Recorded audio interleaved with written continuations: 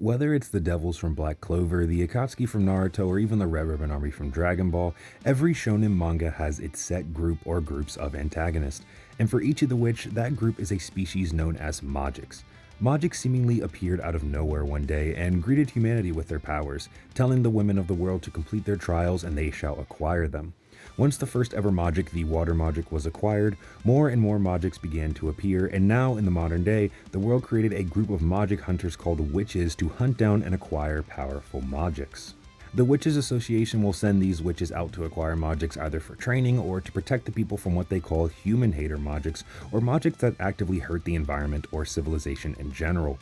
Most MAJIKs we see within the series that serve important roles to the progression of the plot are human hater MAJIKs, but that doesn't mean there aren't MAJIKs who are willing to put differences aside and even bond together, despite the story implying no such bonds can be made in the first place.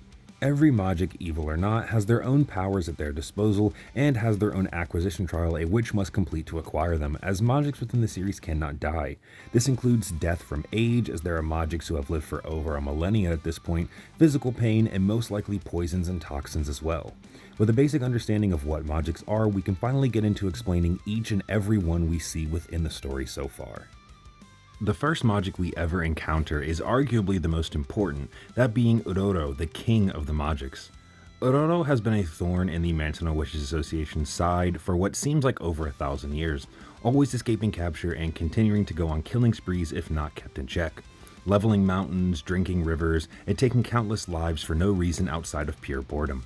He was a MAJIK that truly hated humanity, and to acquire him, one must stop his heart that is attached to his body. The problem being, no woman can scratch his heart, and in a world where only women can acquire MAJIKs, we see why he's escaped for so many centuries.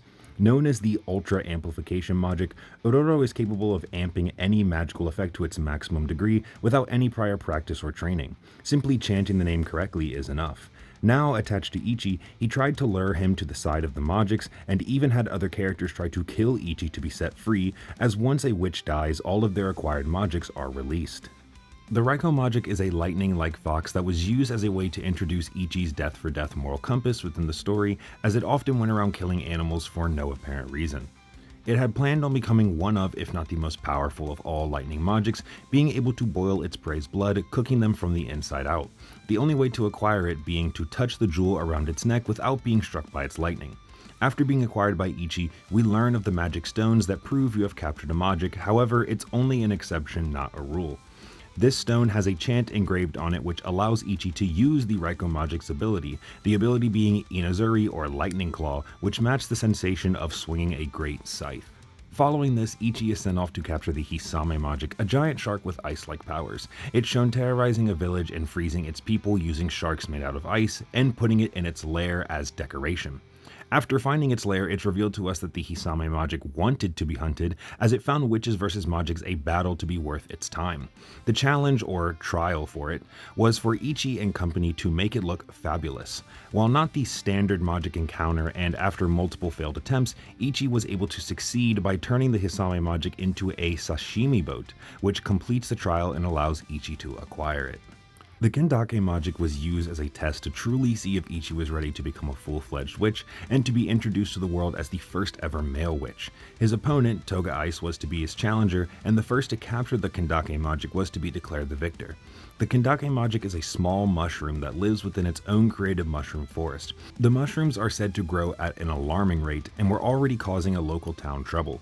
Believing humans worshipped mushrooms, the Kandake MAJIK saw no problem in continuing its efforts to spread more and more mushrooms throughout the world, but once confronted, it vowed to turn them all into mycelium mats, its trial being to cut its stem and harvest it. The MAJIK has passive mushroom growth powerful enough to break through a MAJIK barrier put up by Toga Ice herself, someone who is stated to be on the same level as Descaris, the most powerful witch in the world. And once acquired by Toga Ice, gives her the ability to summon those same mushrooms, most likely as an infection or poison. Meanwhile, during the test, we see Toga Ice use some of her already acquired MAJIKs like Huldra, a giant hydra made out of ice, and Helganma, a large snow worm, both having unconfirmed acquisition trials.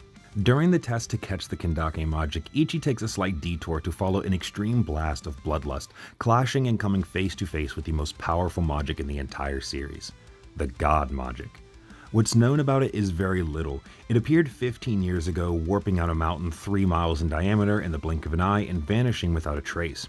Being the Mantenal Witches Association's biggest threat, it is the only Majik in the series so far to warrant an S-tier Majik warning. The God Majik, or World Hater Majik, was the last person Uroro ever wanted to run into in the entire world and was simply referred to as Death when Ichi looked at him, having probably killed thousands, maybe even hundreds of thousands of people within its lifetime. To itself, it serves no purpose outside of appearing, warping what it pleases, and then leaving. Nothing more, nothing less. Capable of warping things simply by touching them or even summoning an army of lancemen to do the job, taking the most powerful witch in the world, Descaris, to the brink and forcing her to need Toga Ice's backup. There is truly no Majik worthy of the title as the God Majik. While Descaris was fighting the God Majik, she had revealed some of her own personal Majiks as well, 2 of them being Golconda and Iskandar. Golconda can trap anyone and force a confession out of them when Descaris asks a question, and Iskandar is able to shoot what seems to be multiple beams of light from its fingers, causing massive amounts of damage. Following the events of the God Majik, we're introduced to what seems to be a witch at first, but is actually a Majik controlling a witch's body. Jashiki, or the Prophecy Majik, is able to abduct a person's unconscious body and force them into their own magic circle, taking control completely. On top of being able to give out prophecies that are 100% correct when they are first created, she can basically predict any future event from happening. In fact, she was the one who prophesied the God Majik attacking while Toga Ice and Ichi were fighting for the Kandake Majik. They have no known powers outside of their prophecies and no trial as of yet. They're also a racial purist. Once gaining a new prophecy from Jashiki, they encounter a Majik being tortured by a male named Gokuraku, that Majik being Origumo, a spider Majik with a cage on its back that lives in the Bakugami mines. Its trial is to destroy the cage on its back and cut the horn off that lies inside. Once acquired, it gives Ichi the ability to insert invisible threads into his opponent and then activate them to trap them in place. However, after acquiring this, Ichi was kidnapped by Gokuraku, and Descaris tried to save him by using some of her other Majiks. One being Tortle, a turtle with a cage as its cell, and Ding Dong, a giant elephant bell hybrid. However, both fail at capturing Gokuraku and he escapes with Ichi.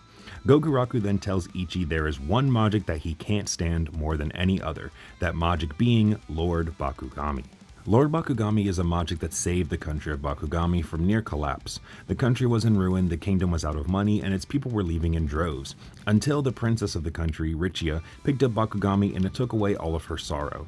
Soon, the people of Bakugami all began to have their sorrows taken away, and the country bursted with tourists, becoming one of the most visited places in the entire world. Bakugami is seen as a large tapir to the public, but on the inside lies its true form. Being able to absorb sorrow, the people who touched Bakugami often forgot to feel any sort of pain at all. The main one, of course, being sorrow, essentially making everyone within the country a robot or more machine than human. For 10 whole years, he gained the sorrow of its people, eventually planning to release it onto the country, all in the name of the World Hater Majik. This would cause the people of Bakugami to fight and kill each other, a parade of human cannibalism. Gokuraku was the only one to see through this and to not trust Bakugami, which caused it to reveal its true interest and get Gokuraku kicked out of the country. Once the truth was discovered, a battle ensues and we see what Bakugami is really capable of. Bakugami is capable of feeding people its pent-up sorrow, which causes them to hallucinate. These hallucinations can be so bad and trauma-inducing it leads to people wanting to kill themselves from guilt. It can also create shields of sorrow that act like a sticky substance, not only to defend itself but to capture its opponents. Lastly, its trial requires the challenger to withstand all 10 years of sorrow that it has built up. When Gokuraku decides to take on all 10 years, it's manageable at first, but soon leads to him spiraling down in a rage, and Ichi has to be the one to hold him down so he doesn't destroy anything or anyone in his rampage. In fact, it's even told to us that since Gokuraku is more machine than human, he was able to last longer than the average human could ever hope to last. It takes the combined power of both Ichi and Gokuraku to finally defeat Bakugami, and Ichi is able to acquire the Majik since the trial was altered to include both him and Gokuraku.